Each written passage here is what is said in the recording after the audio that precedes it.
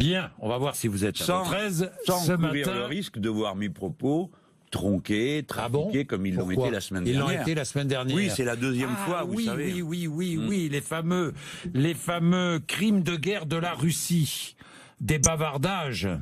Vous avez dit ça ou pas? Non.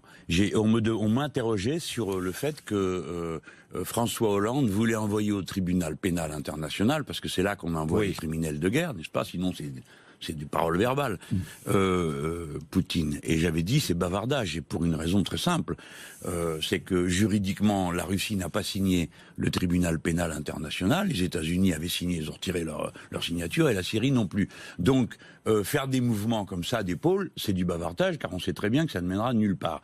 À l'inverse, je mets en garde François Hollande, il ferait bien d'y réfléchir. La France a signé le tribunal pénal international, et le Mali aussi.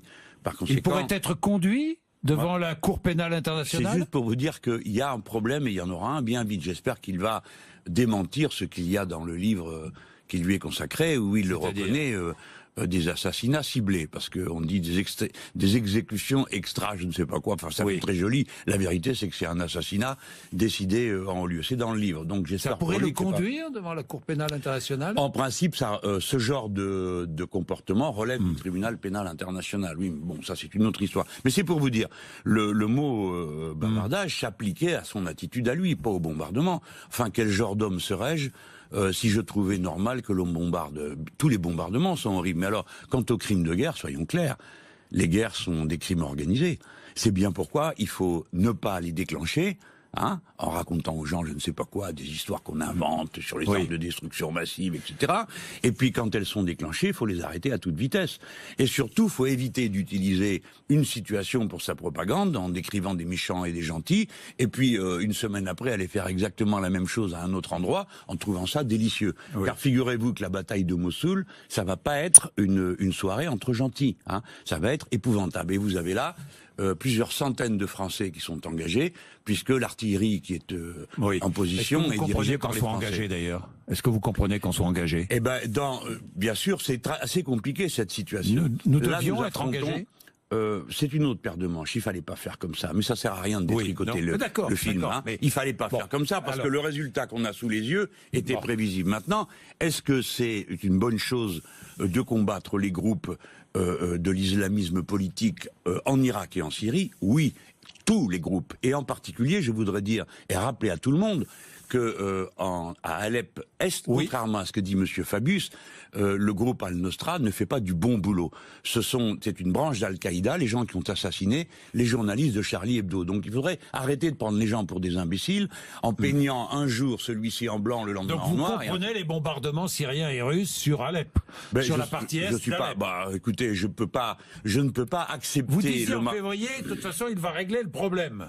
Vous voyez, de Poutine, voilà. Vous voyez comme c'est pas du tout, Monsieur Bourdin. Vous êtes un type d'habitude sympa, mais là, vous êtes ignoble.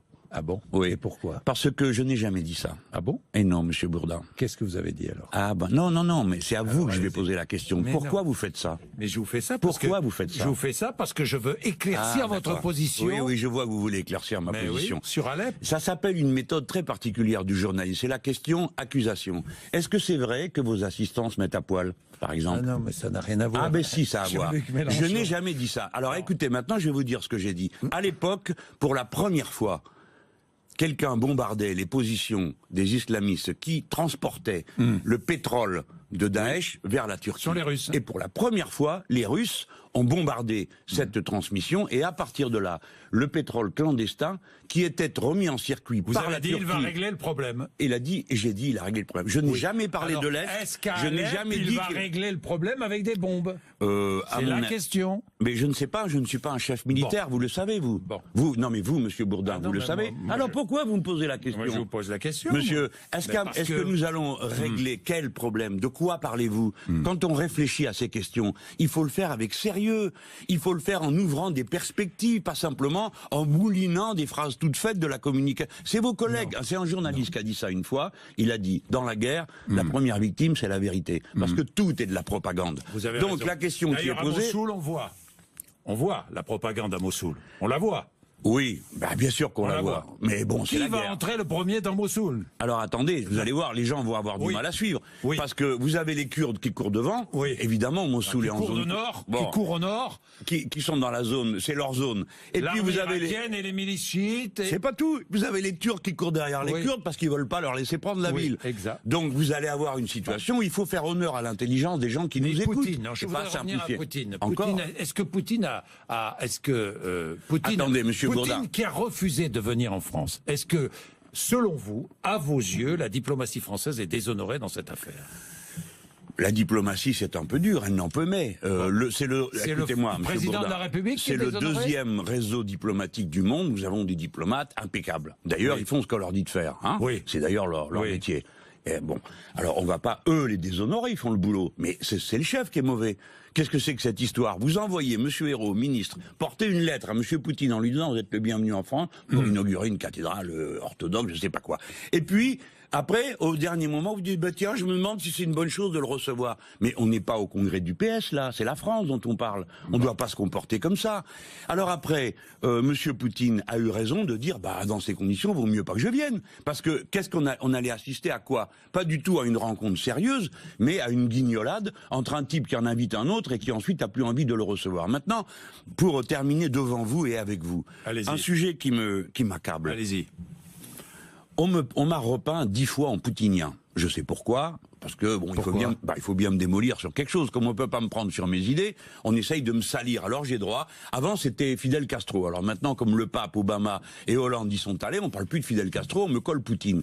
Mais je voudrais que vous sachiez une chose. Moi, je ne m'intéresse qu'aux intérêts de la France. Les intérêts de la France, c'est que les Russes soient des partenaires. Et même Hollande avait fini par le reconnaître au bout d'un moment. Il a dû lire un livre d'histoire et enfin comprendre pourquoi. Bon, ce sont des partenaires. Mais moi, monsieur, je vais vous dire, moi, mes amis en Russie, c'est pas comme ceux de Monsieur Hollande. Ceux de Monsieur Hollande, ils sont en liberté. C'est Gorbatchev, son ami, le dirigeant du Parti socialiste en Russie. Hein, les miens sont en prison. C'était le chef du front de gauche en Russie, parce qu'il y a un front de gauche en Russie. Il est en prison. Il en a pris pour 5 ans. Et pourquoi? Parce qu'il a organisé des manifestations sociales. Alors vous comprenez à quel point c'est douloureux pour moi de voir des cohortes d'ignorants, de gens qui ne suivent rien, qui s'intéressent superficiellement aux choses, me coller une étiquette de cette nature. C'est douloureux, mais ça ne me fera pas changer d'avis. Monsieur Bourdin, les Russes ne sont pas nos ennemis, mais nos partenaires. Et je ne veux pas la guerre avec les Russes. Je ne veux pas la guerre avec les Russes. Je ne veux pas la guerre avec les Russes. Je ne veux pas des sanctions contre les Russes. Nous sommes en train d'aller progressivement à une logique de guerre avec la Russie? Absolument. C'est ce que vous dites. Mais bien sûr, vous vous souvenez, à peine Hollande était-il élu, il va à Chicago, il signe un papier, c'était le sommet de l'OTAN. Il signe un papier dans lequel il est dit, on accepte qu'il y ait des bases missiles anti-missiles pour bloquer les missiles iraniens. Tout le monde rigole, les Russes les premiers en disant qu'est missiles iraniens. Pourquoi vous installez des batteries en Pologne pour bloquer des missiles iraniens?